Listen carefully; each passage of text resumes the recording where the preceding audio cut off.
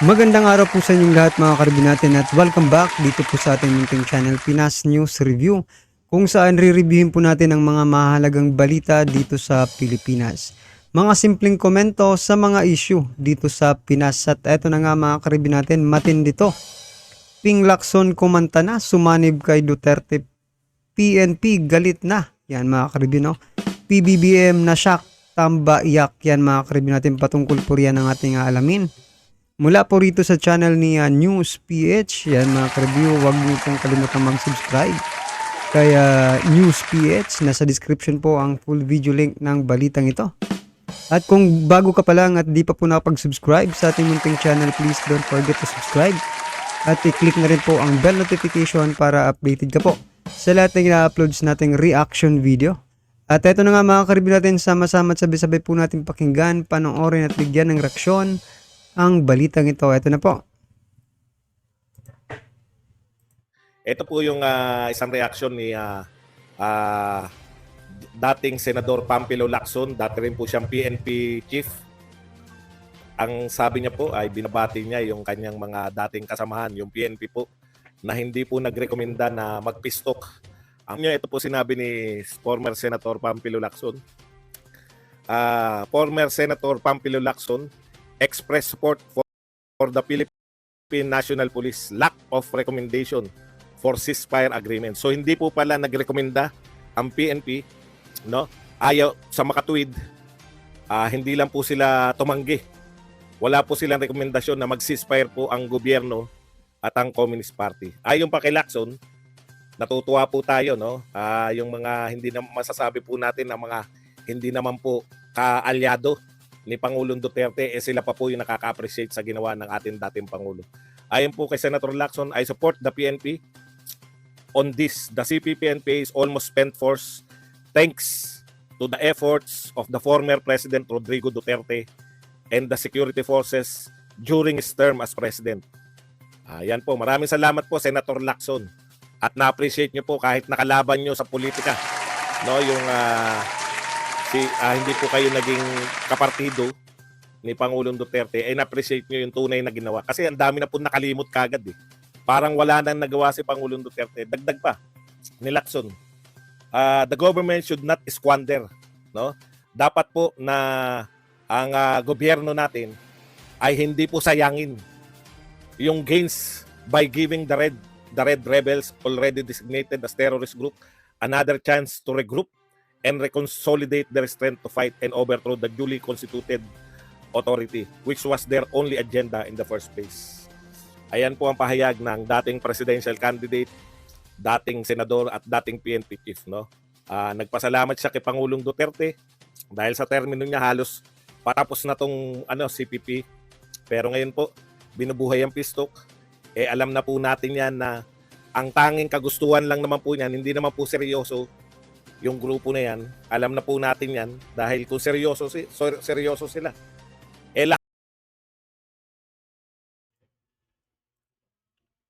So eto lang mga karibin natin, no. Sana po makinig naman po no si PBBM dito po sa ating mga kasundaluhan at kapulisan mga karibin natin, no. Maging sila po ay ayaw po nila ng peace talk mga karibin natin. At kung may pakikinggan man po dito si PBBM, yun po talaga yung mga kapulisan at kasundaluhan natin sapagkat sila po mga karibin natin ang talagang nasa grounds, no? Sila po yung nakakaalam kung talagang seryoso ba itong mga kaliwa, mga karibin natin sa kanilang panawagang peace talk. Napakarami na pong peace talk ang ginawa pero ganun pa rin po ang nagiging resulta. So ang opinion ko lang po dito mga karibin natin, no? Malamang maging parehas po tayo ng opinion. Sana po makinig po no si PBBM dito sa ating kasundaluhan at kapulisan sapagkat sila po ang nagbubuhis ng buhay, no, mga karibin natin, para po sa kapayapaan ng ating bansa mga karibyo. Siguro kung nakikita po ng mga kapulisan mga karibin natin na walang patutunguhan tong peace talk na to, malamang sa malamang kung ano po yung sinapit ng mga nakarang peace talk, ganun din po ang sasapitin kung magkakaroon man tayo ng panibagong peace talk dito sa mga kaliwa. lahat po ng pamahalaan from 1986 hanggang kay Pangulong Duterte nakipag-pistok. Wala po na ita. Bilib na bilib po ako sa magsuri yung lalo na po yung mga vlogger, yung mga tambi vloggers, yung mga vlogger po na sumusuporta kay Pangulong BBM. Bilib na bilib po ako na ibahin naman daw si BBM. Kung hindi po nagtagumpay yung ibang presidente, ibahin naman daw si BBM. Nakakabilib no? Ibang-ibang nga po talaga si BBM. Kasi si BBM lang po yung pinakamaraming sa napakaikling panahon, no? Si BBM lang po sa napakaikling panahon ang napakaraming supporters na lumaban na kay BBM. Hindi niyo ba po ba napuna? Dati pag matatapos na yung termino tsaka nagbabaliktaran. Ngayon po, no, yung mga totoong supporter ay yung totoo yung nakipaglaban talaga na mga supporter ng Unity Team. Tama po mga karibin natin. Maging tayo dito sa Pinas News Review mga karibin natin sinuportahan po natin, 'di ba? Si dating si PBBM mga karibin natin nung kampanya. Oh. Pero ngayon kasi, 'di ba? Medyo nakikita po nating hindi tama mga karibin natin na ginagawa ng Kongreso, 'di ba? Hindi naman natin masasabi na magkaiba ang Kongreso at executive mga karibin natin sapagkat isang gobyerno po tayo, 'di ba? Siguro ko naman yan nga po 'di ba? Nagbago po yung mga yung mga pinangako ni PBBM mga karibin natin. Sa maikling panahon po nabago po lahat, no? Sinasabi nga po ng iba na hindi ito opinion lang po ito mga karibin natin at komento lang po ito ng ating mga ka-review, mga kababayan natin, no? Sinasabi nga po nila na bakit gano'n nagbago po itong si PBBM, no? Parang wala pang alam naman po natin na mahal po ng taong bayan si Pangulong Duterte mga ka-review natin, pero bakit gano'n, 'di ba? Bakit gano'n ang ginawa nila sa mga Duterte? Yun po yung isa mga ka-review natin sa nakikita kong pag ngayon ng mga tao, no? Yung sinisigaw ng taong bayan at saka yung presyo ng mga bilihin mga ka-review natin. Ba yung mga pinangako nung nakarang eleksyon wala namang hindi po natupad mga ka-review natin. Sabihin na natin na maaga pa po ngayon para 'di ba? Para sabihin natin walang natupad sa mga pinangako ni PBBM. Pero mga ka-review natin, kailan pa bababa ang presyo ng mga bilihin? Pagpatapos na ba siya sa termino niya? 'Di ba? Nakakaano lang mga ka-review natin kasi 'di ba? Sinuportahan po natin siya at nakinig po tayo sa mga matatamis, 'di ba? Na mga pangako. Siyempre, ganun talagang politiko mga ka-review natin, pero hindi naman na habang dahil ba sinuportahan natin siya nung kampanya, hindi na tayo pwedeng, 'di ba? Pumuna ngayon, 'di ba? Siyempre dahil mas mahal natin, 'di ba, yung nakararami. Kailangan din natin magsalita. Malamang sa malamang mga ka-review natin, hindi lang po ako, no, ang nasasaktan mga ka-review natin dito sa mga nangyayari. Let's say hindi nasasaktan, apektado, di ba? Hindi lang akong apektado. Malamang kayo rin na nanonood ngayon ay apektado dito sa administrasyong ito. Dahil kumakain naman kayo araw-araw, di ba?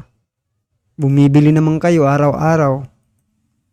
Nagpapaaral kayo ng mga anak ninyo. Araw-araw, di ba? Pumapasok sa eskwela. Mahirap po mag-budget mga ka-review natin pag kulang po ang bulsa ninyo.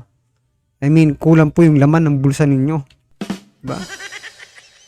Malamang magkaiba po tayo ng mga sitwasyon sa buhay, no? Yung iba nakakaangat-angat kaya siguro hindi po sila apektado masyado. Pero yung mga tulad natin, mga kaka-review, hindi naman sa sinisisi natin yung gobyerno, di ba? Pero sana naman isipin din po ng gobyerno, mga ka-review natin, na nahihirapan din tayo at meron po silang mga pangako, di ba?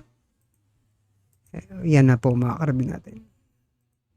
Ang bilis po nagbaliktaran. Ikalawa, ang bilis din po ng sinasabi ni PBBM. Ang bilis din po ng pagbabago. Kaya talagang tama yung sinasabi nyo, ibahin namin si BBM. Tama po, talagang iniiba namin. Siya lang po ang tanging presidente. Sinabi niya lang nung February. Ngayon, iba na po. No? Sinabi niya lang nung bago mag-eleksyon, ngayon, iba na po. Ang dami na pong instances. ICC, Chacha, Peace Talk, ano pa ba? Yung mismong pinagsimula na lahat. Baka nakakalimutan po natin, hindi po inimbento ni Sara Duterte yung 125 million na yan. Yan po ay hiningi niya sa mahal na Pangulo at binigay naman. Talagang kakaiba po. Kaya kung iniisip po ng mga supporter na si Pangulong Marcos po yung yung magiging matagumpay sa Peace Talk, nakakatawa po kayo. Mag-real talk po tayo, no? Sabi nga nyo, dekada, no? Tuwan-tuwa yung mga Marcos, lalong-lalo na si Manang Aimee. Naano rin ako kay Manang Aimee kasi totoo naman yung sinasabi nila, no? Gusto nila ibangon yung pangalan ng Marcos. 1 taon at kalahati pa lang po sila nanunungkulan. Nangangayaw na yung tao. May mga nananawagan. In fairness po kay Pangulong Duterte, no? Wala po tayong ang mga nananawagan lang yung mga usual na suspect. Yung mga Duterte resign, di ba? Bakit? House Duterte. Kasi nga gusto nila pumalit na si Leni, pero hindi po yung taong bayan. Thank you very much kay N22. Welcome to regular member. Yan, regular member na natin si N22. Okay, basa pa po tayo. Ito naman po ay sabi, ICC kakampi ng masama. Paano ang mga biktima ng addict? Ngayon, Dina Duterte, marami na namang masasama, hold up uli, rape, nakaw, sana bumalik Duterte administrations. So yun nga mga karibin natin yun nga po yung masakit dito, no? Bilang supporter po ni dating Pangulong Duterte, mga karibin natin. Hindi ba, nung nakarang administrasyon, mga karibin natin, talagang takot po itong gumawa ng mga kalokohan, itong mga hinayutak na ito. Pero ngayon mga karibin natin, kahit dito sa amin, mga karibin natin, marami po ang mga nabibiktima, no? Ng mga loko-lokong tao, mga karibinan. Kasi hindi na po sila natatakot Wala na pong takot. Diba?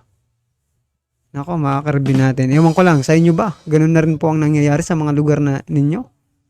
I-comment nyo nga po mga karibin natin para at least alam po ng ating mga kababayan kung saang lugar peace pa rin, diba? May peace pa rin. Kasi halos ng lahat na nagko-comment, mga karibin natin, sabi nila, bumalik na talaga lahat ng mga kalokohan. 'Di ba? Kasi nga wala nang takot wala nang 'di ba? Lahat po matatapang na ulit, 'di ba?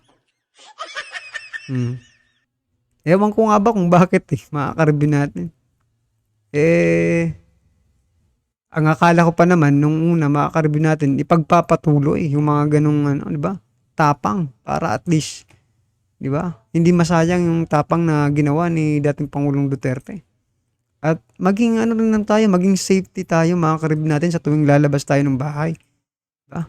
Ngayon nga mga karibin natin, no, yung isa kong high school na po mga karibin natin, pero atid sundo pa rin ng kanyang nanay, mama, mga karibin natin kasi nga po wala nang 'di ba? Wala na pong tiwala yung taong bayan, mga karibin natin, 'di ba? Kasi nagsibalikan na naman po yung mga loko-loko. Yan mga karibin, kayo na lang pong humusga. Yan na. Well, anyway mga karibin natin, ano man po ang inyong reaksyon sa naging balitang ito? Itong peace talk na to mga karibin natin, ano ang palagay nyo? Magiging matagumpay ba ang peace talk na to? Pero yan nga po, sa palagay ko sa bagay, tutol naman po ang kapulisan, mga karibin natin, at galit po sila dyan sa peace talk na yan. Kasi wala rin namang patutunguhan. Parang naglolokohan lang dyan sa agreement na yan, no, mga karibin natin. Well, anyway, mga karibin natin, kung bago ka pa lang at di pa po napag-subscribe sa ating munting channel, please don't forget to subscribe. At i-click na rin po ang bell notification para updated ka po sa lahat ng ina-uploads nating reaction video. At wag din pong kalimutan mag-subscribe kaya News PH. Yan mga karibin natin, nasa description po ang full video link ng balitang ito. Subscribe na po kayo kay News PH. Maraming salamat po.